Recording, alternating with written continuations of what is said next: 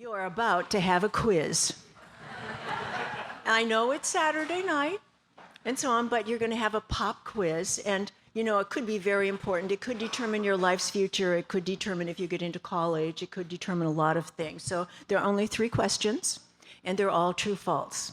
So the first one is, the world is flat. True or false? False. Do you think, did always people think it was false?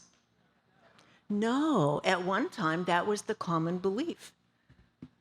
I'm a little taller than Jonathan, but that's all right. So until Christopher Columbus came along, that was kind of a given. We thought it was true. So question number 2. We might as well close the patent office because everything important has been invented.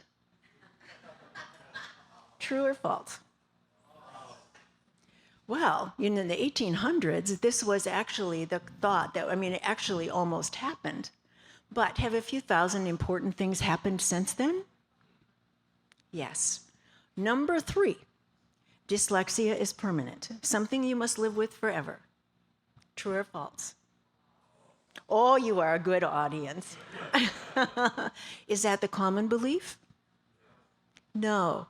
The International Dyslexia Association definition of dyslexia is that it's neurological in origin. They used to say unknown etiology, which means they didn't really know where it came from. Not that knowing where it would come from might be important, but it's a neurological origin, and it affects the way we process the phonemes and the graphemes, the way we access our language. And it's permanent. That's actually that's in the definition. Now, 100 years ago, that's what people thought. But that was before we had all this fancy brain imaging. And that's before we had fMRIs, and we had SPECT scans, and we have ways of measuring cortisol, and we have heart math. We have all kinds of measures now that we can actually see where dyslexia, the people who have some form of dyslexia process the words. That's not all there's to it. And you can watch and see how what parts of the brain light up when a quote, normal person reads, and when a dyslexic person reads.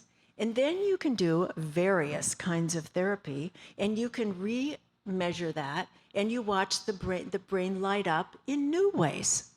So it's not true.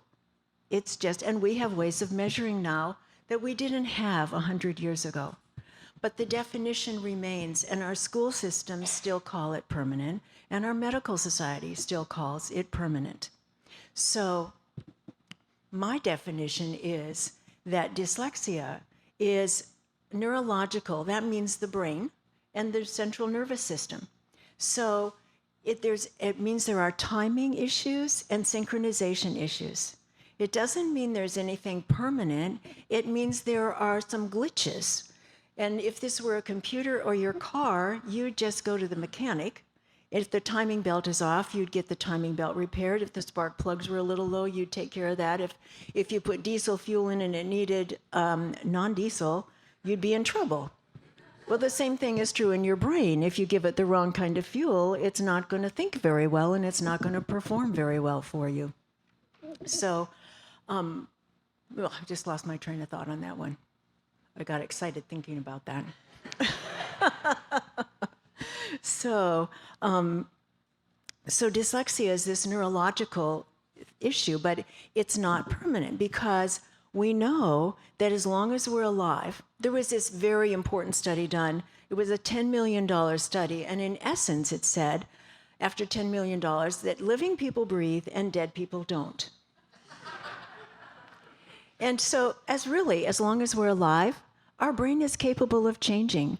There are the brain that changes itself. There's lots and lots of stories of incredible changes that are possible with 7% of our brain, or very little. So don't believe any traditional person who says that dyslexia is something you must learn to live with. So how do you overcome it?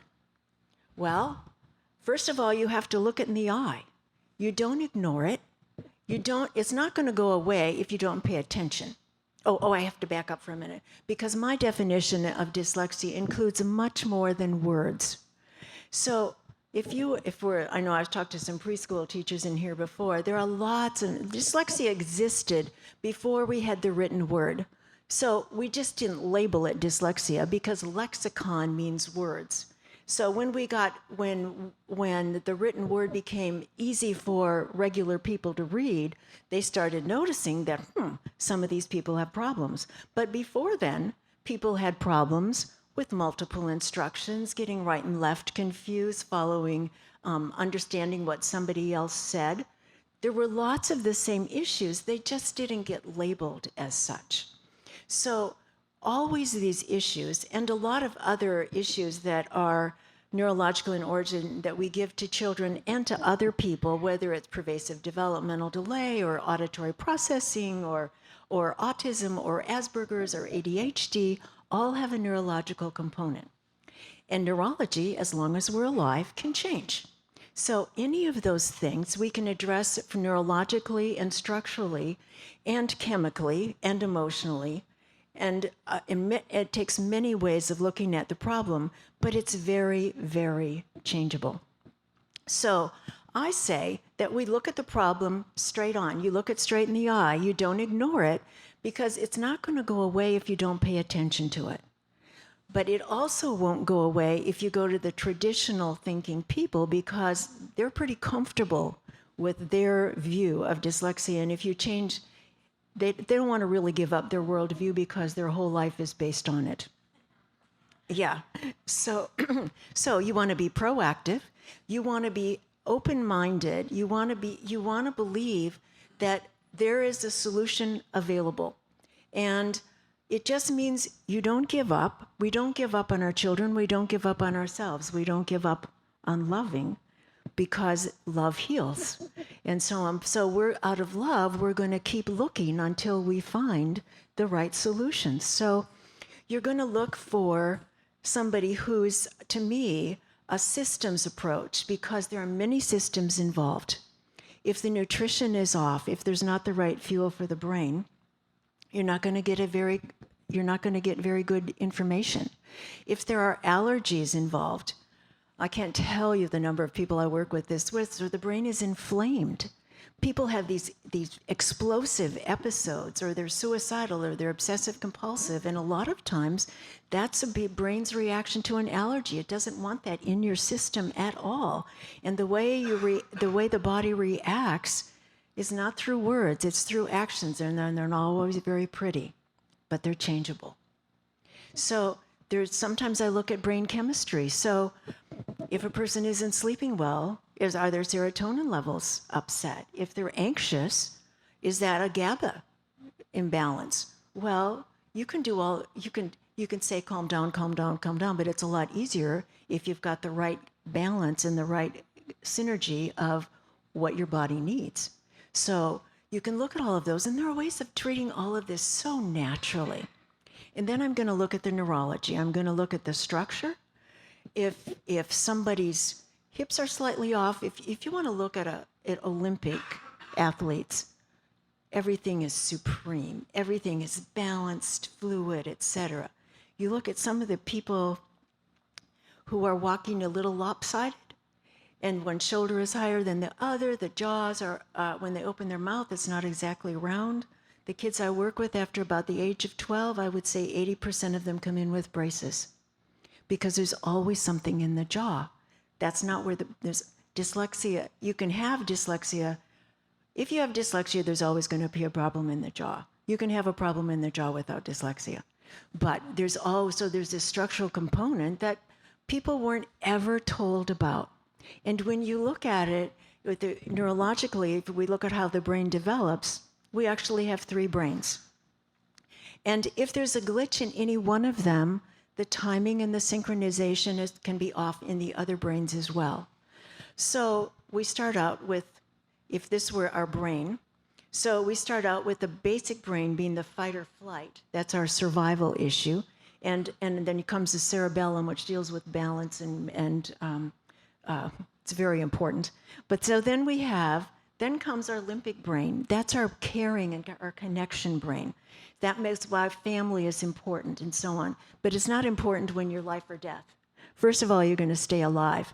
But your reason to study or to learn is affected by your emotional brain. That's our mammalian brain. It's like, people, do I care? Does anybody care about me? Am I part of something larger?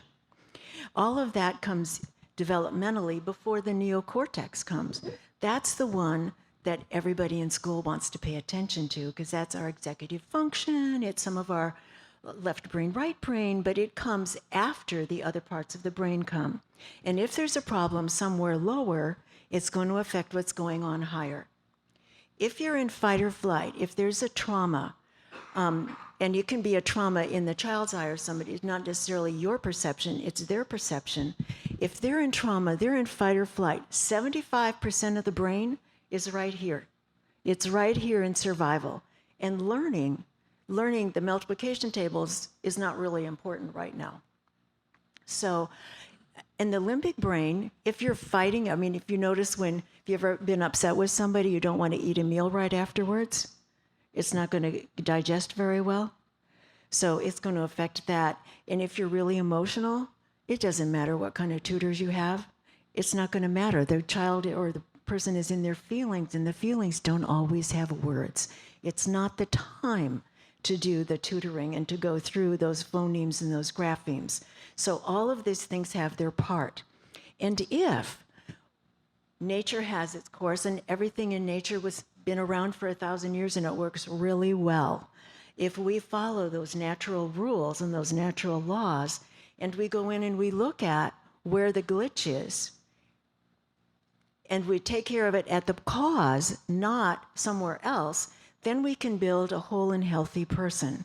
If we start up here with the phoneme or the grapheme, but the problem's down here, all we do is create frustration for everybody concerned. For the child, for the adult, so they say, forget it, I didn't really want to read that after all, or I can't do that job because I can't follow multiple instructions.